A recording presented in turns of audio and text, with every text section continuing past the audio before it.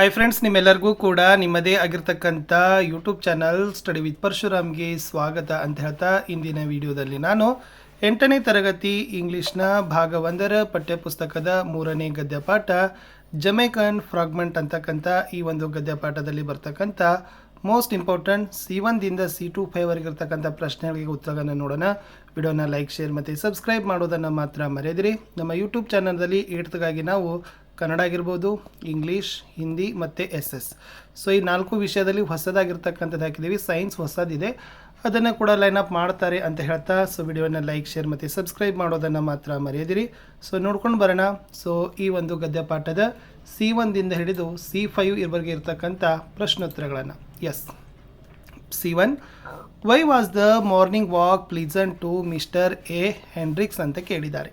Answer is because he could see on either side red and green rooted bungalows, green lawns and gardens, and he used to learn something from a little incident.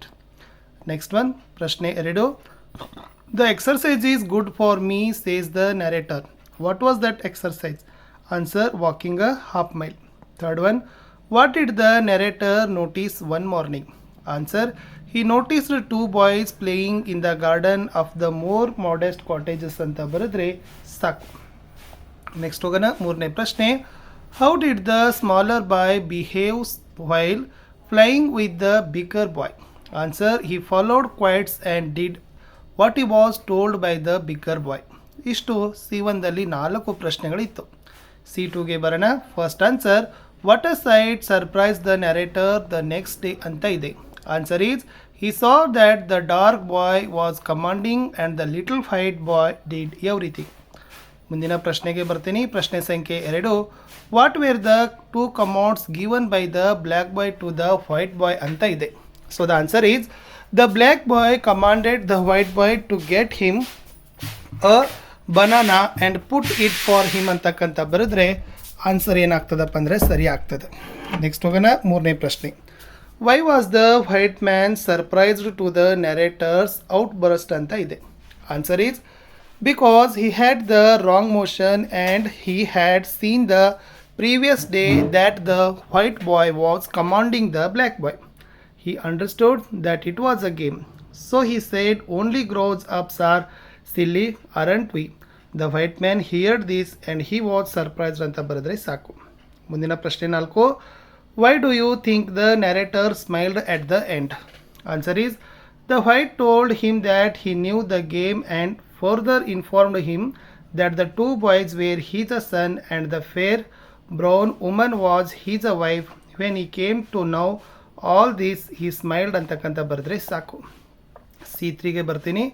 S, some statements are given below. Some are true and some are false. Write T or F in the box provided against each sentence accordingly. First one ಕೇಳಿದ್ರು, the bigger boy was black ಅಂತ ಕೇಳಿದ್ದಾರೆ. So the statement is true. Second one, the black boy ordered the white boy to pick up that stick. So the answer is false. The white boy sat down on the lawn. True statement. The 2 boys were not dressed alike. So true statements. Fifth one, the little boys were flying when the narrator passed by in the afternoon. True statements. Sixth one, the next day a man was playing with boys. False statement. The game that the 2 boys played was the same game the author had played during his childhood. It's also true statement. Eighth ಗೆ ಬರೋಣ. I know what you are thinking, said the man standing at the gate to the narrator ಅಂತ ಕೇಳಿದರೆ. So ಇದು ಕೂಡ ಏನದಪ್ಪ ಅಂದರೆ ಈ statements also ಕೂಡ ಟ್ರೂ ಆಗಿರ್ತಕ್ಕಂಥ ಸ್ಟೇಟ್ಮೆಂಟ್ ಇರೋದು. ಇನ್ನು 9ನೇ ಪ್ರಶ್ನೆಗೆ ಬರ್ತೀನಿ. The father of the boys was white and mother brown ಅಂತ ಇದೆ. ಸೊ ಈ ಸ್ಟೇಟ್ಮೆಂಟ್ ಏನಾಗಿದೆಪ್ಪ ಅಂದರೆ ಟ್ರೂ ಸ್ಟೇಟ್ಮೆಂಟ್ ಇದೆ. ಸೊ 10ದಲ್ಲಿ 92% of Jamaica is inhabited by the blacks ಅಂತ ಕೇಳಿದರು. ಸೊ ಇದು ಫಾಲ್ಸ್ದಲ್ಲಿರ್ತಕ್ಕಂಥ ಒಂದು ಸ್ಟೇಟ್ಮೆಂಟು. C4ಗೆ ಬರೋಣ. Choose the correct answer for each of the statements. 4 alternatives are given as the answer. Choose the best alternative. The 2 boys in the story are ಅಂತ ಕೇಳಿದ್ದಾರೆ. ಅದರಲ್ಲಿ good friends, brothers, neighbours, classmates ಇದೆ. Option B brothers ಅನ್ನೋದು ಸರಿ ಬರಬೇಕು. Second one, the commands that the white boy gave to the black boy were ಅಂತ ಕೇಳಿದ್ದಾರೆ. So 5 in number, 4 in number, 3 in number, 2 in number. So the answer is 3 in number. The black boy had a mat of coarse hair on his head. Coarse means anta kelidare. A rough, B beautiful, C nice, D long. So the answer is A rough anta barabeku. Only we grown-ups are silly. The question tag to this statement anta kelidare. Aren't we? Isn't it? Are we? Is it? So the answer is aren't we anta barabeku. Next, the white boy had hazel eyes. So hazel means anta kelidru reddish brown, pale brown, yellowish brown, bluish brown. So reddish brown anta bartade. Read and write ide C5 dalli. Read and discuss your responses with your partner, then write anta kelidru. First question kelidare, what are similarities and differences can make out between the two boys anta kelidru. They were both a very little boys. One was 4 years old and other 5. The bigger of the two was a sturdy youngster. He had a coarse hair and cool black eyes. The white boy was smaller. He had a hazel eyes and light brown hair. Both were dressed in blue shirts and khaki pants. They wear no shoes and their feet were muddy anta bardre saku. Second ge bartini. What are 3 commands did the big boy give to the small boy?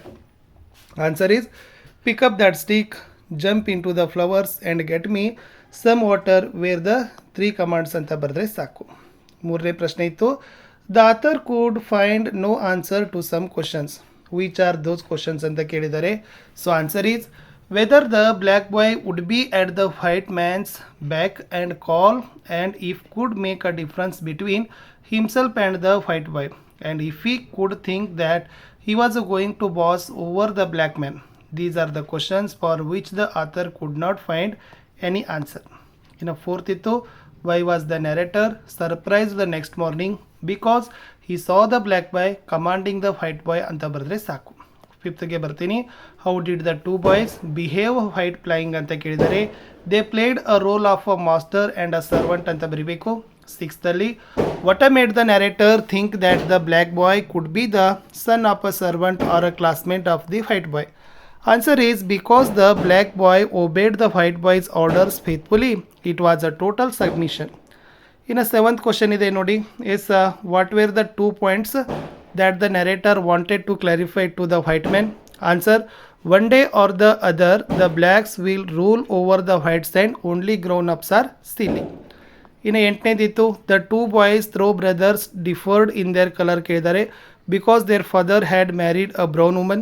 Last ಇತ್ತು, if you were the white man, how would you react to the narrator's comment?